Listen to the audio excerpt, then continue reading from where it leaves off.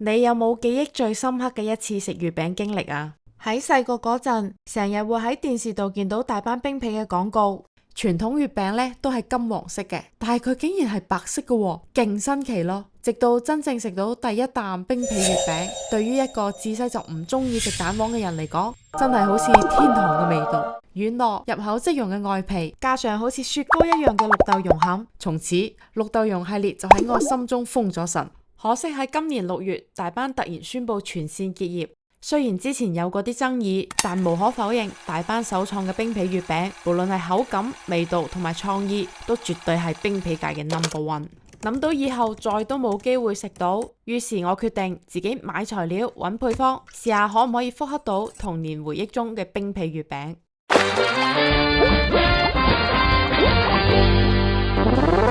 製作冰皮嘅步驟繁多，我將佢分為4個部分。首先攻克嘅，亦都係最難嘅部分，皮。假設你根據網上流傳最廣嘅配方嚟做呢，就會遇到2大難題。第一，個皮一雪完呢，就會變到硬崩崩，軟糯嘅口感直接消失，搣開直接鬆散落地。第二，皮太厚，同啲餡夾唔埋，食落各自各精彩。經歷咗一次又一次嘅失敗嘗試，終於俾我試出咗一個最接近大班口感嘅皮。嚟，跟住我嘅比例同埋步驟做。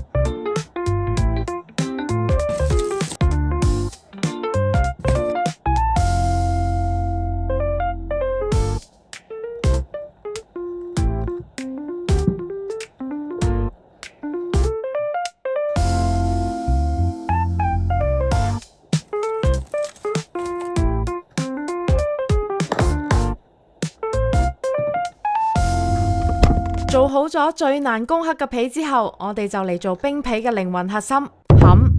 現在市面上賣嘅冰皮對於我嚟講呢，口味都會偏甜少少，食多2件就會開始漏。於是乎就換成低糖配方，做咗3種口味，其中抹茶味嘅甜度最低，仲帶咗啲抹茶粉特有嘅苦澀味，食起身好清爽。奶黃味就最上癮啦，食起身奶香濃郁，減糖之後糖度適中，食完一個即刻就想食第2個啊！而我最推薦嘅呢，就係可可脆豬味啦，一啖咬落去沙沙聲，跟住中間啲可可醬呢，啜一聲入口，又滑又濃，層次口感超豐富。好，繼續跟住我步驟嚟整餡。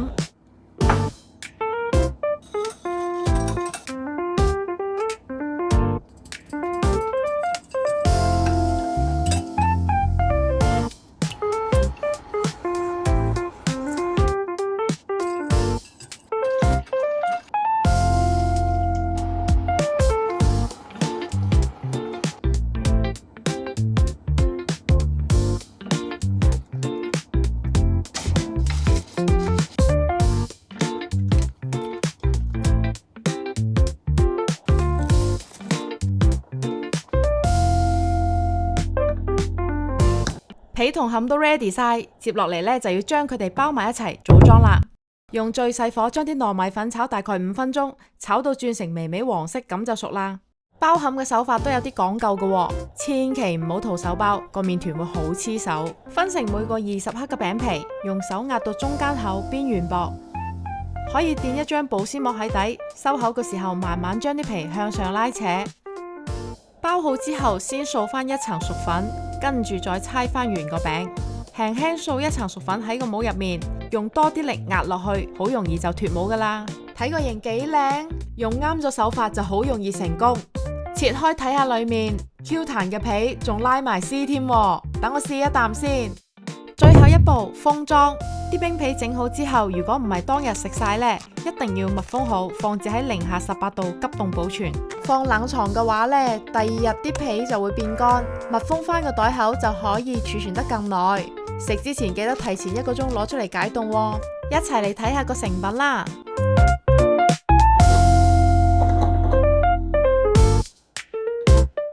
真係做到啦！呢個口感，呢種冰涼軟糯嘅感覺，就係我細個第一次食到冰皮月餅嘅味道啊！每一啖都係回憶，每一口都係感動。原來世上最美好嘅味道，唔需要被任何一個品牌定義，都可以靠自己嘅雙手揾翻出嚟。